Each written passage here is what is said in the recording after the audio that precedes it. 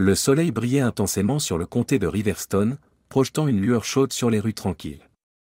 C'était un samedi matin parfait, et Jalon Carter, un adolescent noir de 16 ans, était rempli d'un sentiment de détermination.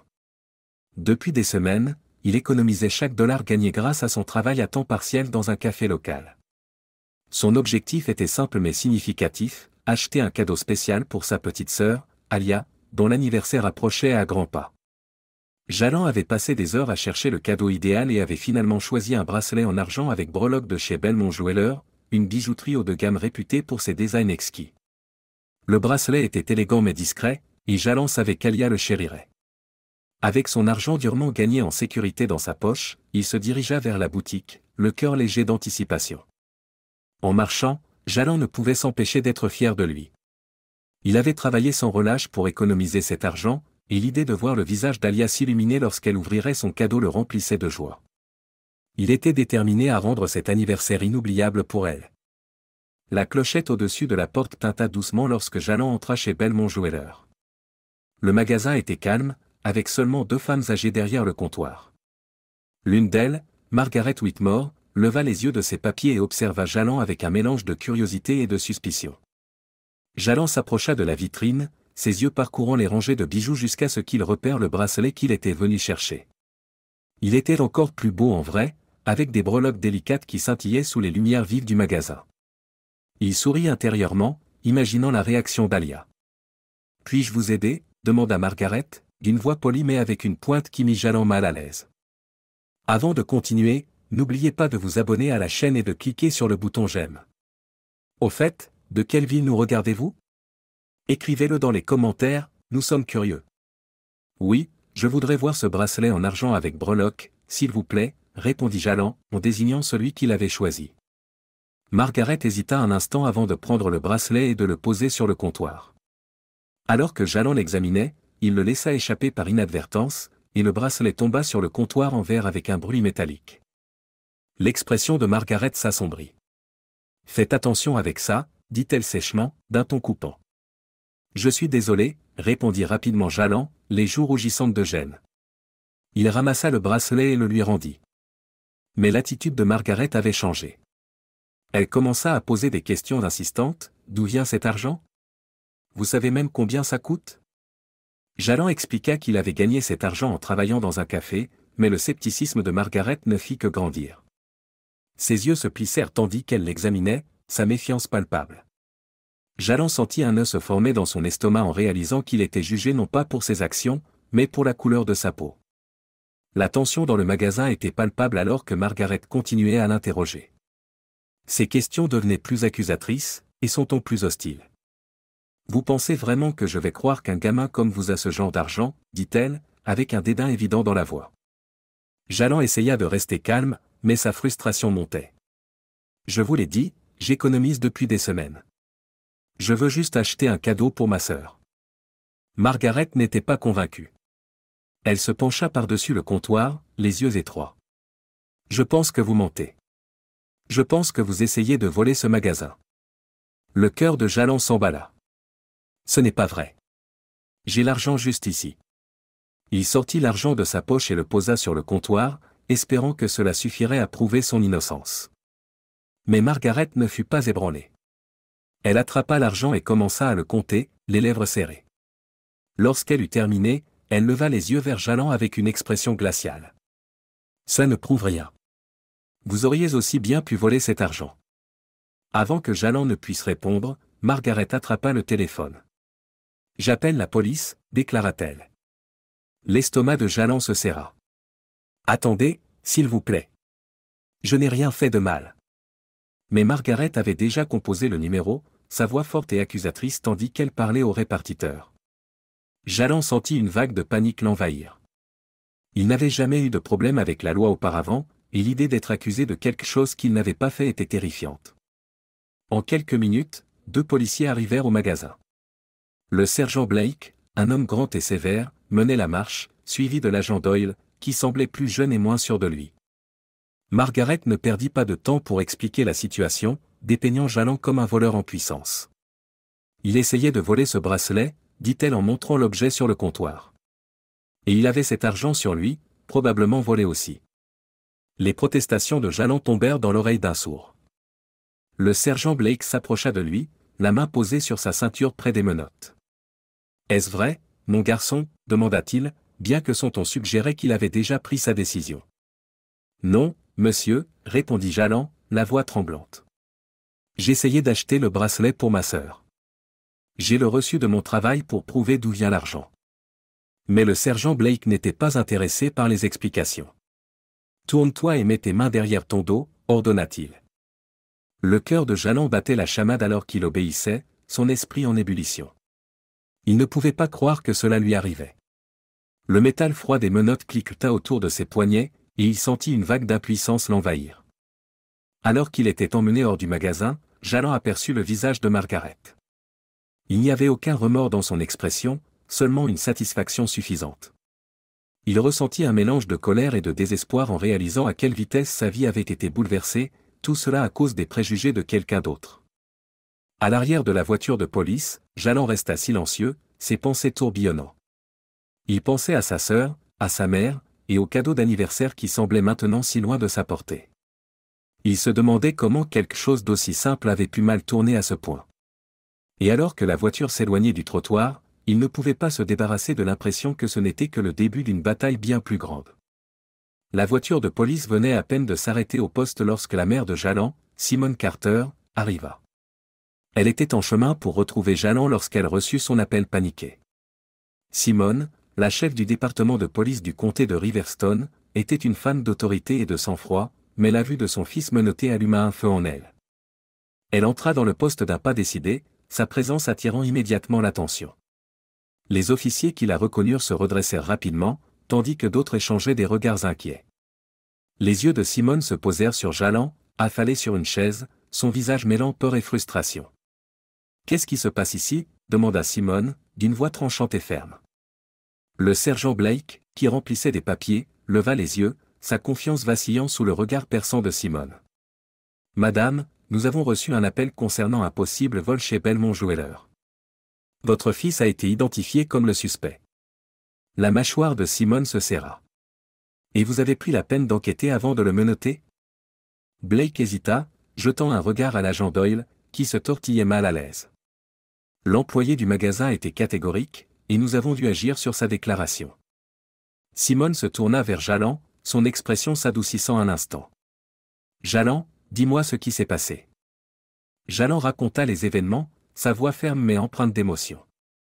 Il expliqua comment Margaret l'avait accusé de vol, comment il avait essayé de prouver son innocence, et comment les officiers avaient ignoré ses explications.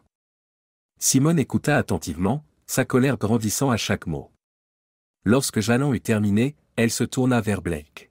« Vous avez arrêté mon fils sur la parole d'une seule personne sans vérifier les faits ? Où sont les preuves ?» Blake balbutia, « Nous suivions simplement la procédure. » « La procédure ?» interrompit Simone, élevant la voix. « La procédure exige que vous meniez une enquête appropriée. Pas que vous sautiez aux conclusions basées sur des préjugés. » Elle se tourna vers Doyle. « Allez chercher les images de surveillance de Belmont Jeweler. Maintenant. » Doyle hocha la tête et sortit précipitamment de la pièce. La présence de Simone avait complètement changé la dynamique, et les officiers qui semblaient si sûrs d'eux quelques instants plus tôt paraissaient maintenant mal à l'aise. Les images de surveillance arrivèrent rapidement, et Simone les regarda d'un œil critique. La vidéo montrait clairement Jalon entrant dans le magasin, parcourant les bijoux et laissant tomber accidentellement le bracelet. Il n'y avait aucun signe de vol ou d'intention malveillante. Les accusations de Margaret étaient infondées, et les actions des officiers étaient révélées comme imprudentes et préjudiciables. Simone se tourna vers Blake, sa voix froide et mesurée. « Voyez-vous maintenant à quel point vous avez mal géré cette situation ? Mon fils a été traité comme un criminel sans raison. » Blake baissa les yeux, son visage rouge de honte. « Je m'excuse, chef Carter. Nous avons fait une erreur. » « Une erreur ?» répéta Simone. « Ce n'était pas qu'une erreur. C'était un manquement au jugement et une violation du protocole. Vous devez des excuses à mon fils et une explication à ce département. » Elle se tourna ensuite vers Margaret, qui avait été convoquée au poste. La femme semblait visiblement secouée, sa confiance initiale remplacée par de la nervosité. « Madame Whitmore, commença Simone, d'un ton glacial, vos accusations infondées ont causé un préjudice important à mon fils. Avez-vous quelque chose à dire pour votre défense? Margaret balbutia, je pensais qu'il essayait de voler. Je voulais juste protéger le magasin. Vous avez eu tort de penser cela, dit Simone avec fermeté. Et vos actions ont des conséquences. Je vais m'assurer que Belmont Jewelers soit tenu responsable de cet incident. Margaret pâlit, réalisant la gravité de la situation. Elle ouvrit la bouche pour parler, mais aucun mot ne sortit. Simone se tourna vers Jalland, qui avait observé l'échange en silence. Rentrons à la maison, dit-elle doucement, en posant une main sur son épaule. Alors qu'il sortait du poste, Jalland ressentit un mélange de soulagement et d'épuisement. Le poids des événements de la journée pesait encore lourdement sur lui, mais avoir sa mère à ses côtés rendait les choses un peu plus supportables. Le trajet en voiture jusqu'à la maison fut silencieux, le ronronnement du moteur remplissant l'espace entre Jalland et sa mère. Jalland regardait par la fenêtre, son esprit bouillonnant de pensées sur ce qui s'était passé. Il se sentait en colère, frustré et profondément fatigué. « Comment tu tiens le coup ?» demanda Simone, brisant le silence. Jalland soupira. « Je ne sais pas, maman. Je n'arrive juste pas à croire que ça soit arrivé. Je voulais juste acheter un cadeau pour Alia. » Simone tendit la main et serra la sienne. « Je sais, mon chéri. Et je suis vraiment désolé que tu aies dû traverser ça. Ce qui s'est passé aujourd'hui était injuste, et ce n'est pas quelque chose que tu devrais jamais avoir à vivre. » Jalland la regarda, les yeux remplis d'émotion. Pourquoi elle a fait ça? Pourquoi elle a supposé que je volais? L'expression de Simone s'adoucit, mais une tristesse se lisait dans ses yeux. À cause des préjugés, Jalland. Certaines personnes voient la couleur de ta peau et font des suppositions basées sur des stéréotypes. Ce n'est pas juste, et ce n'est pas bien, mais c'est quelque chose contre lequel nous devons nous battre chaque jour. Jalland hocha la tête, sa frustration laissant place à un sentiment de détermination. Je ne veux pas que ça arrive à quelqu'un d'autre. Qu'est-ce qu'on peut faire? Simone sourit, fière de la résilience de son fils. Nous allons agir. Je vais publier un communiqué de presse sur ce qui s'est passé aujourd'hui, et je m'assurerai que Belmont Jewelers et les officiers impliqués rendent des comptes. Ce n'est pas seulement à propos de toi, c'est pour faire en sorte que personne d'autre n'ait à subir ça. Jalland sentit une lueur d'espoir. Tu penses que ça fera une différence? Oui, affirma Simone. Le changement ne se fait pas du jour au lendemain, mais chaque pas compte. Et je serai là à tes côtés, à me battre pour ce qui est juste. Alors qu'ils arrivaient devant la maison, Jalland ressentit une détermination renouvelée. La journée avait été l'une des plus difficiles de sa vie, mais elle lui avait aussi montré l'importance de se lever contre l'injustice. Avec le soutien de sa mère, il savait qu'il pourrait faire face à tous les défis à venir. Pour l'instant, cependant, il était simplement reconnaissant d'être à la maison. Dans les jours qui suivirent, l'incident chez Belmont Jewelers devint un point central de l'attention publique. Le communiqué de presse de Simone détaillant les événements provoqua une vague d'indignation dans la communauté. Les gens étaient horrifiés par le profilage racial flagrant et la mauvaise gestion de la situation par le magasin et la police. Les réseaux sociaux bruissaient de discussions, et les médias locaux relayèrent l'histoire, amplifiant l'appel à la responsabilité. Belmont Jewelers fit face à un important contre-coup. Les clients boycottèrent le magasin, et des avis négatifs inondèrent leur site web. La direction de l'entreprise publia des excuses publiques, mais cela ne suffit pas à calmer la colère. Margaret Whitmore fut mise en congé indéfini, et des rumeurs circulèrent selon lesquelles elle serait probablement licenciée. Le magasin annonça également des plans pour mettre en place une formation obligatoire sur les préjugés pour tous les employés, bien que beaucoup y virent une mesure trop faible et trop tardive. Au sein du département de police, une enquête interne fut lancée.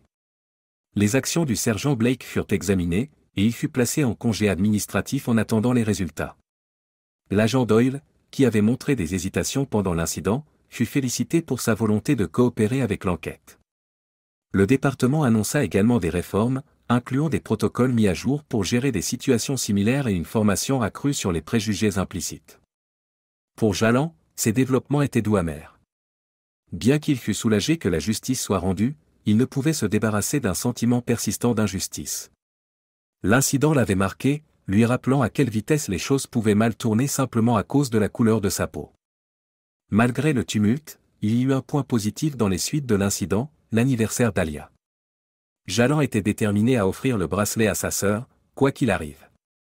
Avec l'aide de sa mère, il retourna chez Belmont Jeweler, cette fois avec Simone à ses côtés, et acheta le bracelet en argent avec breloque qu'il avait initialement choisi. Le matin de l'anniversaire d'Alia, Jalland lui offrit le cadeau. Ses yeux s'illuminèrent lorsqu'elle ouvrit la boîte, et elle attacha immédiatement le bracelet à son poignet. « Il est parfait, Jalland !» s'exclama-t-elle en lui sautant au cou.